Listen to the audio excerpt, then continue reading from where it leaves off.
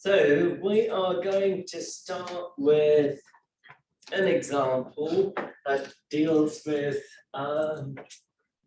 student study time, GPA, and the number of classes that they skipped.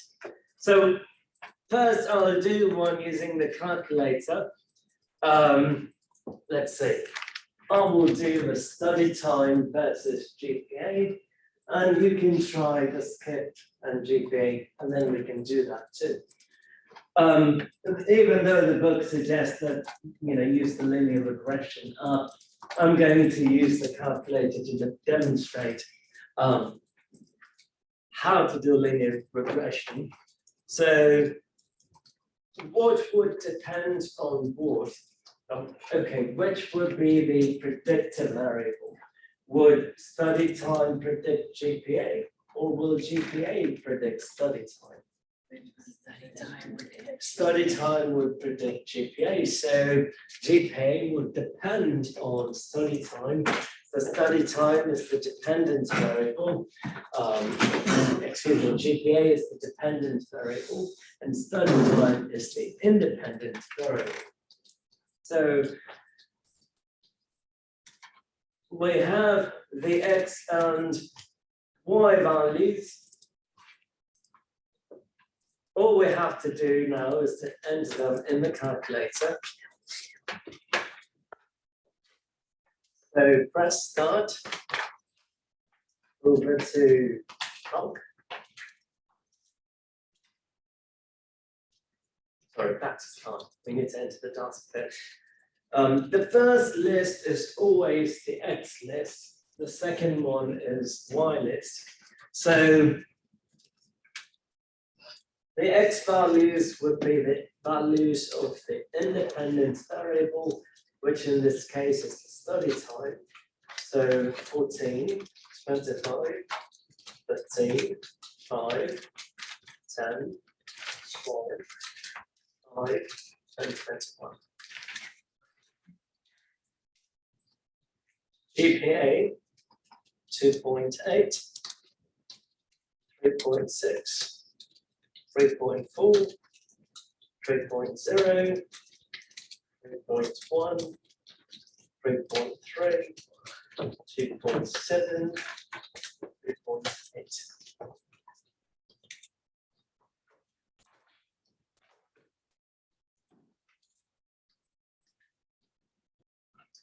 So let's see if there is a relationship first before we move any further. So press second Y equals. That would bring you options for a star plot, and select one. We just have one plot, and turn it on.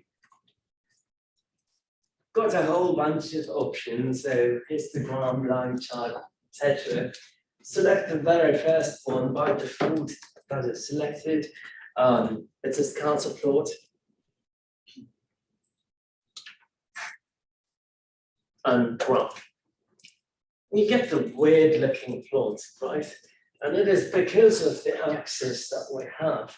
And you have to do a lot in terms of adjusting the axis if this were to be calculus. But since this is a stats class, it's very easy. You press zoom followed by 9.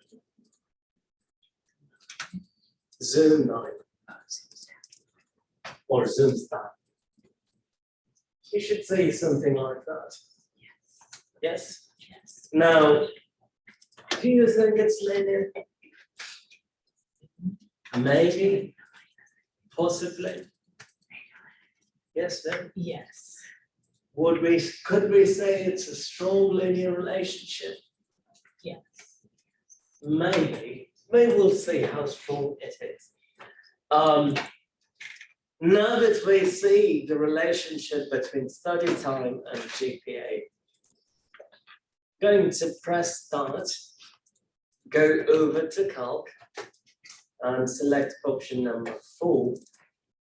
If you have the newer version of the calculator, it will probably say X list,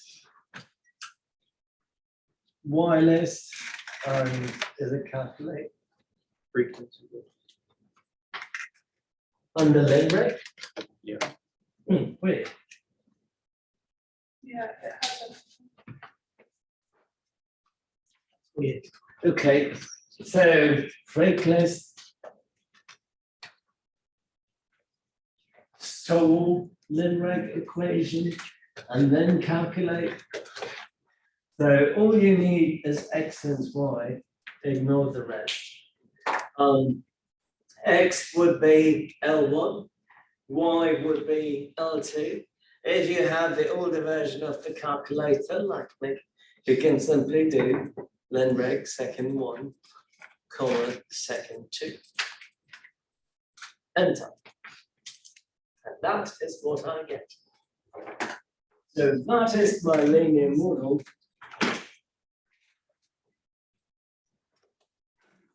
0.0439, I'm going to keep it as 0.044x plus b is 2.625, I'll have it as 2.63. Good. Now I'm going to go to y equals, type this line 0.044x plus 2.63. Good. Last time we did second y equals, it took us to start. This time, just y equals and enter that equation. Now, this equation is, well, we had a name for this last time, do you remember? I'll put a hat on top of it. Well, I put a white hat on it, but what is the name? Fitted. Fitted value, fitted model. So what we have is called a fitted model, or some like to call it as prediction equation. One and the same.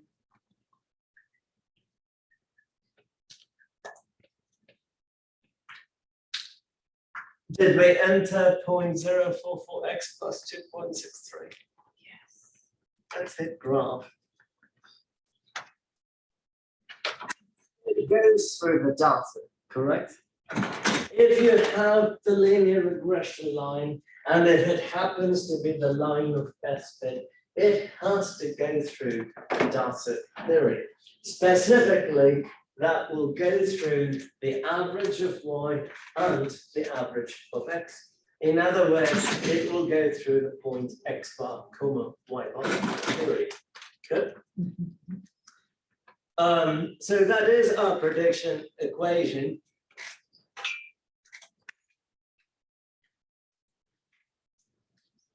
Now back to the table that we, excuse me, the problem that we have here.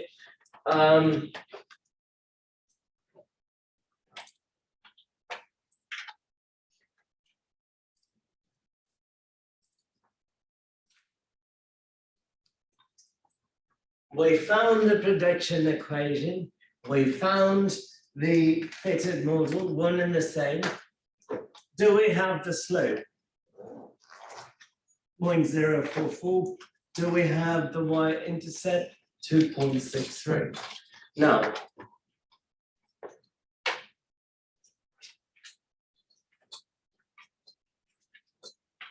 how do we interpret the value of slope? I went over this last time. How to interpret slope.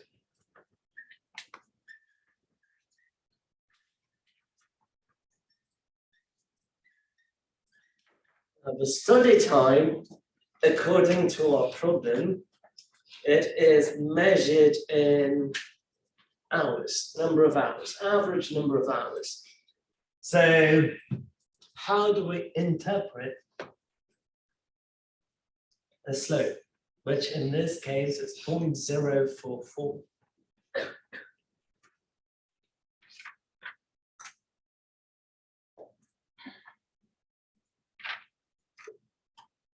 So for every unit increase, in this sense, unit in this case is just 1 hour.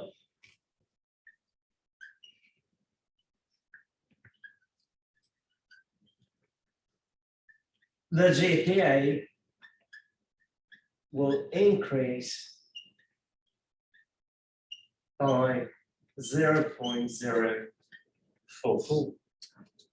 Yes? Now, in the problem, the next part is to find the predicted GPA for a student who studies 25 hours per week. If you look at the data, you entered it in the calculator, the range of data that we have for the X variable is between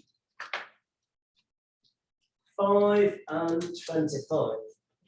Yes?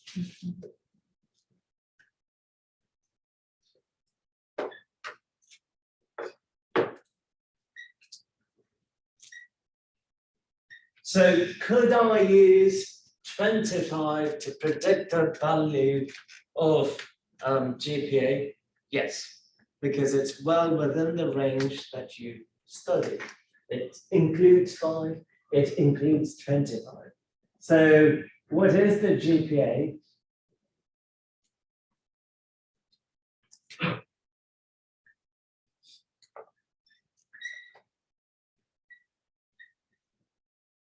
When X is 25, in other words, the number of hours that you spend studying, it will simply be y hat equals 0.044 multiplied by 25 plus 2.63.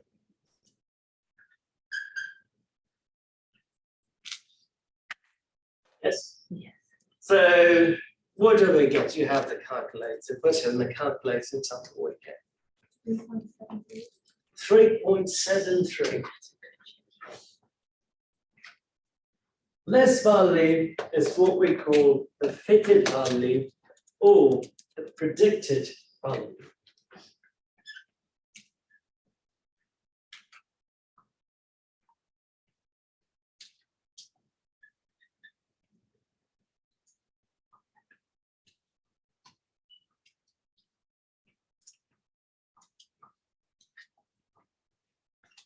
Right before we ended last time, I mentioned or defined what a residual is. Do we remember what residual is? You can look at your notes. The observed minus the expected. Observed minus the expected. That is for a contingency table. That's chapter 11. We've moved on from chapter 11, Christine. We're in chapter 12 now.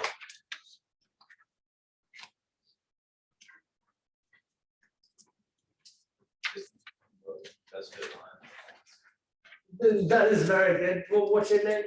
Brendan. Brendan, yes, distance between the basket line and the points. But if you just pick one single point, say at X is equal to 25, what would the residual be? You are correct, but 25 and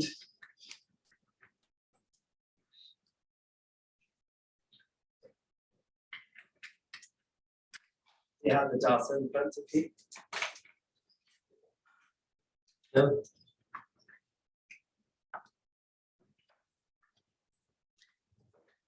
Actual, just like observed last time, minus, instead of expected, it's the fitted value.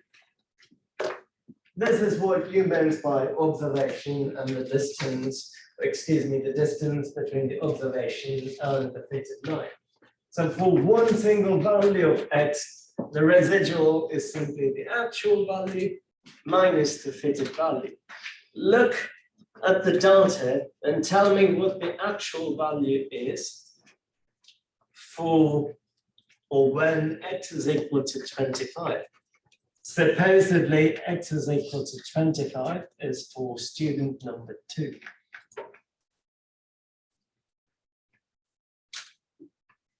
Second observation in the data.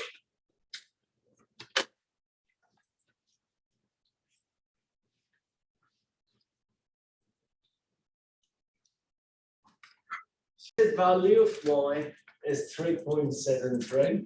The actual value is 3.6. So y minus y hat, when x is equal to 25. So 3.73 minus 3.6. Is it reasonable to expect y hat to be exactly equal to y for all observations? No. No, that's just silly. So the residual in this case is 1.73. So does the line lie above or below the observed value in the graph?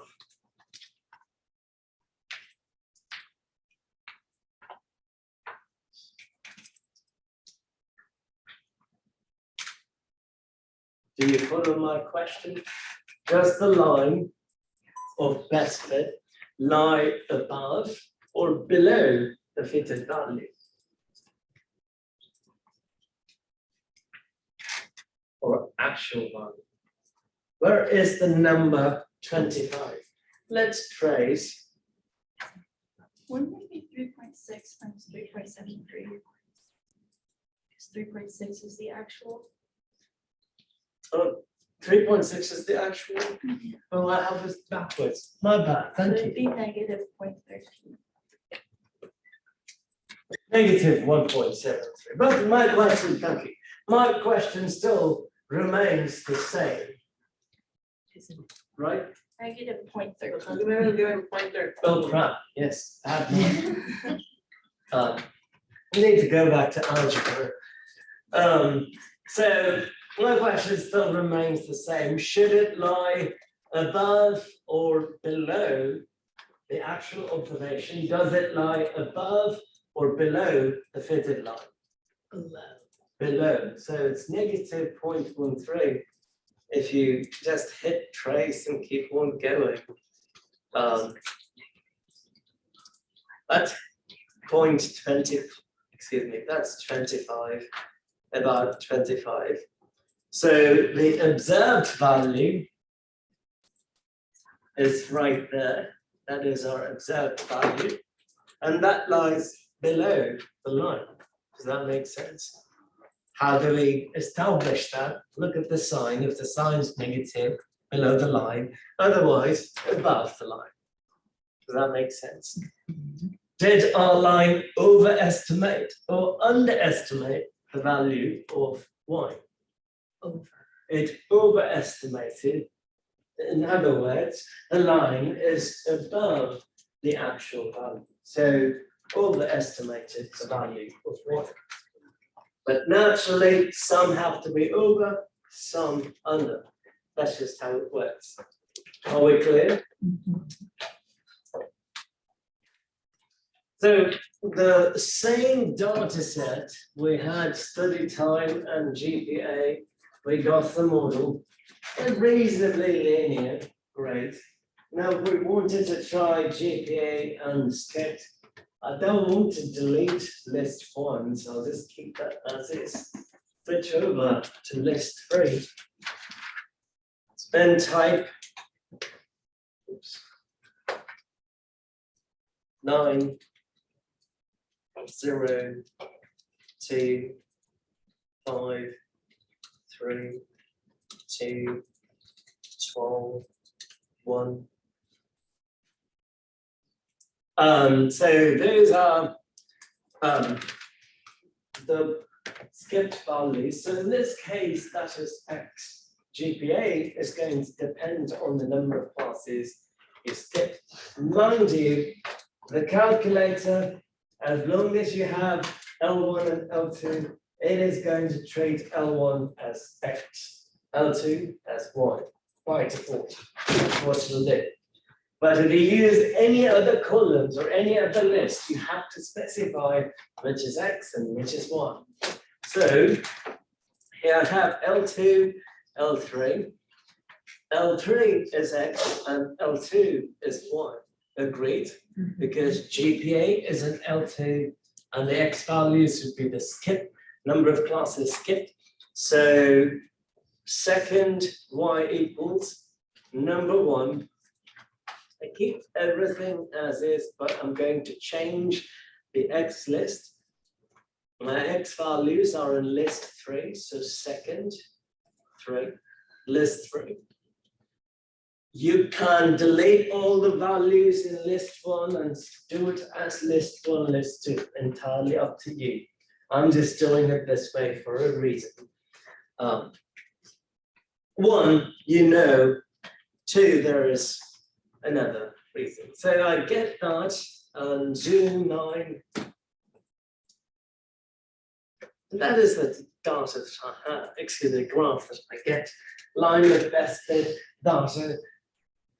First off, do you think the relationship between number of classes skipped and GPA is linear?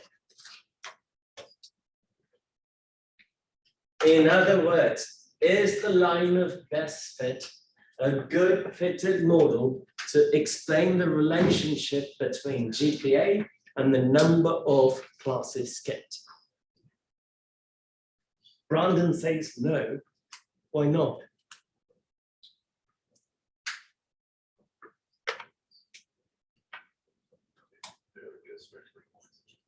Okay. You said no too. What's your name? Kira. Kira. Kira or Kara? Kira. Kira. Why? Because all the points aren't really close to the line that I'm. Okay, all the points aren't close to the line. That's also good. What else do we see? You guys are missing something very important.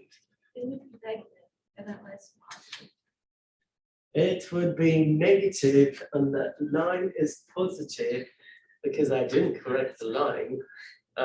So what is the fitted line? You are correct. I believe it's 0.082.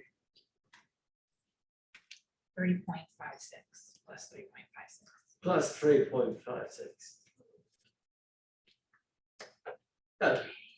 So aside from that, even if I have this negative line, is the line of best fit a good representation of the data? Yes. I kind of think not. You're missing to see something important, right? Correlation is not equal causation. Well, that's true always. It was the case last time too. It's not linear. It's not linear. If I look at the data, it doesn't look like a line to me. If you simply look at the data, it sort of goes like this. Do you agree? Doesn't look like a line. So even though I can fit a model, is it appropriate for this data? No, because it doesn't follow a line. How do we determine if we have a good model or not? So if you have the newer version of the calculator, when you press second mode, or excuse me, just mode, and if you scroll down,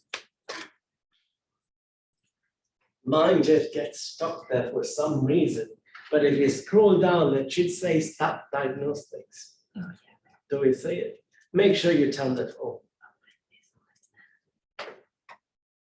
Good. The others don't have to freak out. We have a way. A bit convoluted, but we can still do it.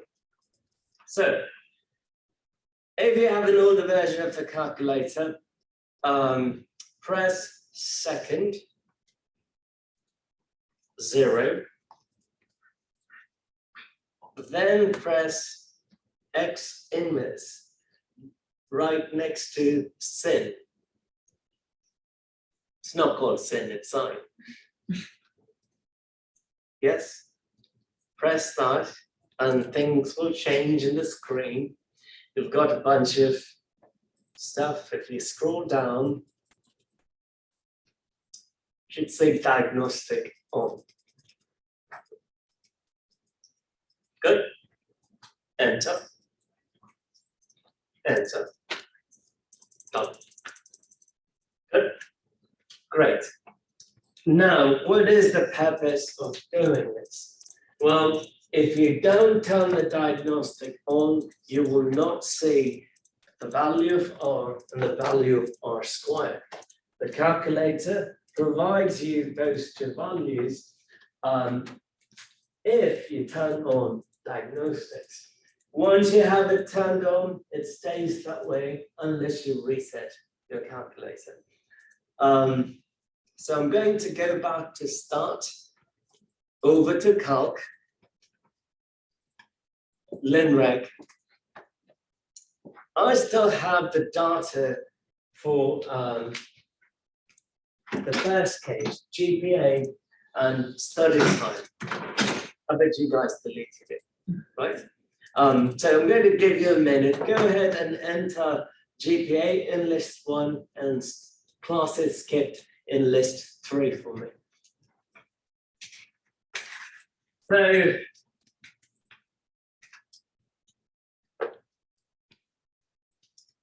study time in hours, GPA, number of classes skipped. Start, over to calc. First, I'm going to do linear regression between GPA and study time. Study time is X and GPA is Y. So the order must be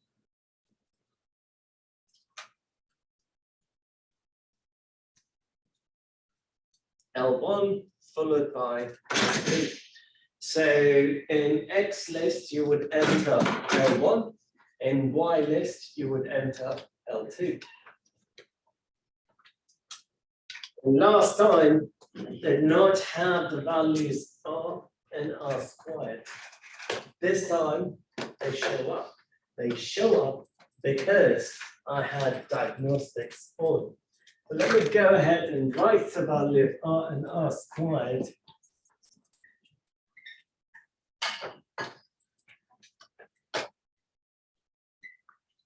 So that is for our first model.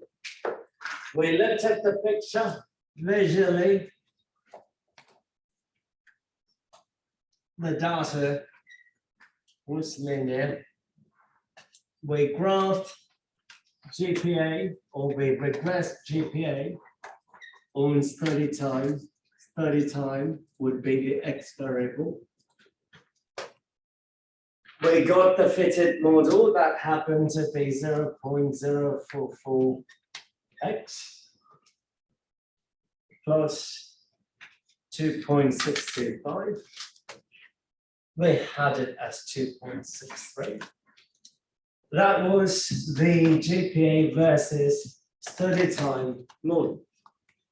The second model is GPA versus number of classes skipped.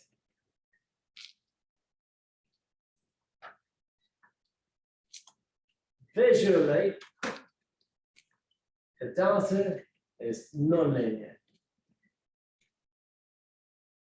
We want to find the value of R and R squared.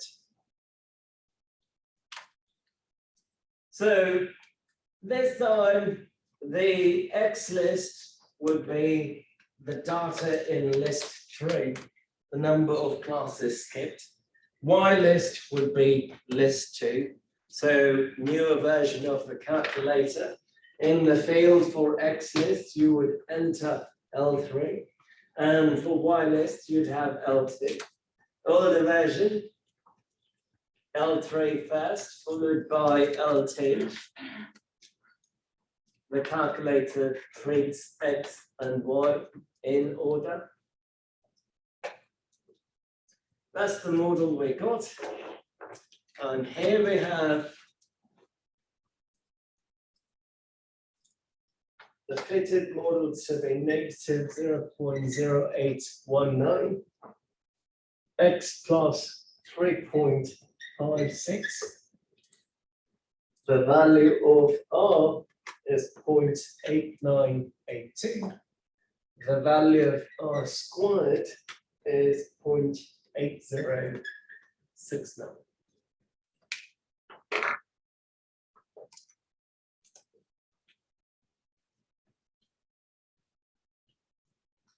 So this is what we have. And last time we looked at student number 2. Student number 2 spent 25 hours, and the fitted value for student number 2 happened to be 3.73. The actual value in the data, or from the data, was 3.6. And then you learn that I can't add or subtract in life. Are you guys awake? No? Wow. Are you guys awake? It was just bad, I guess. It was. Y equals minus 0.0819x plus 3.56 gives us the relationship between GPA and number of classes skipped. The range of number of classes skipped goes from 0 all the way up to 12. So if I want to make a prediction, I'm just going to pick student number 2. If you have the book open, student number 2 skipped no classes. What a nerd. It's a good thing. It's like me. So at x is equal to 0, what would we get? Y, the fitted values, will be 3.56. Yes? The actual value, 3.6. Now, is it reasonable for me to use x is equal to 0 here? No. No, outside the range of tacit. There, it's fine. So I get 3.56, so 2 linear, 2 models, 2 line of best fits. I predicted for student number 2, had spent 25 hours, predicted the GPA to be 3.73. Student number 2 didn't skip class at all, predicted value of GPA according to the second model, 3.56. Value of R is linear correlation coefficient. Yes? It measures the strength of linear correlation. Yes, no, maybe. And the value that we get is 0.8097. Yes? Do we think that this is strong?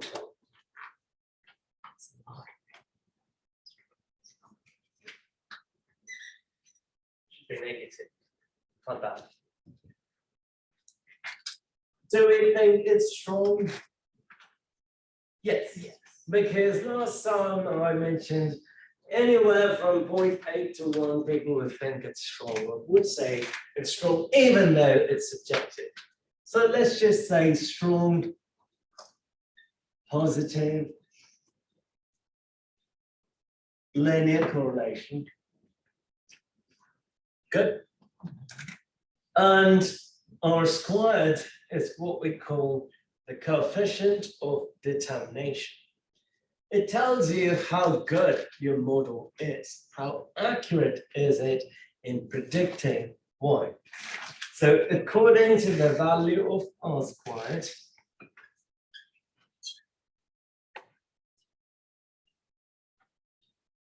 (65.56% of variations in GPA can be explained by study time, which is our predictor variable. So that is, the model, that is the best the model could do. So the data has strong correlation, but in terms of model accuracy, that's the best that we could do. Which sort of makes sense because our data wasn't linear in the best way possible. Over there, could I call that correlation strong? Should we? Strong. Is it positive? No, it's negative.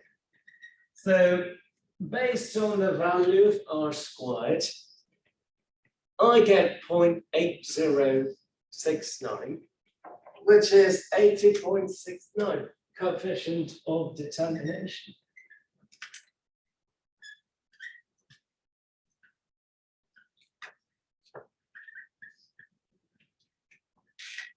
What can we conclude here based on R squared?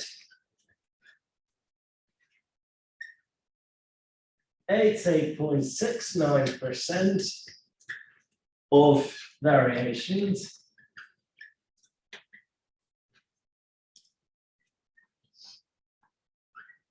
in GPA can be explained by the number of classes skipped.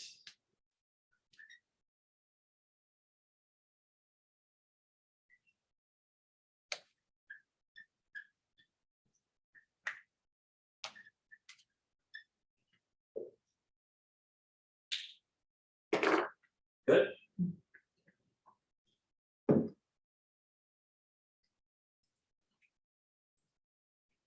So, do we understand what I wrote? Now, here is a question. Of the two models, which is better?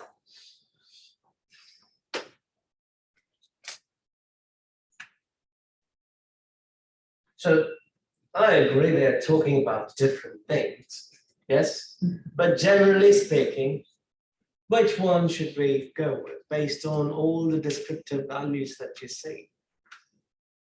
Second. The second one, okay. Why? Well, it's a higher number, but it's not linear. so Ah, it's see, he just ruined my game not- because I was going in that direction. Oh, well. So I wanted to ask a couple more questions, but we'll just jump right into it. So even though we have 80.69% model accuracy, I cannot say that skipping the number of skipped classes is a better predictor of student GPA. The correlation is not so strong, well, not as strong, the model is not as great when it comes to GPA versus study time. Yet, study time is a good predictor of student GPA and not the number of classes skipped. Reason being, I can fit a line of best fit for anything, for any data. But visually, when we looked at that data was not linear, right? Yes. It is like using oranges to make apple pie. Does that make sense? I hope you don't do that. So because the data was non-linear, none of those things that we did matters. Yes? If this were to be linear, and if I ask the question, well, which is a better predictor for GPA? Is it study time? Is it the number of classes skipped? You should say that. But in this case, it's that. Good.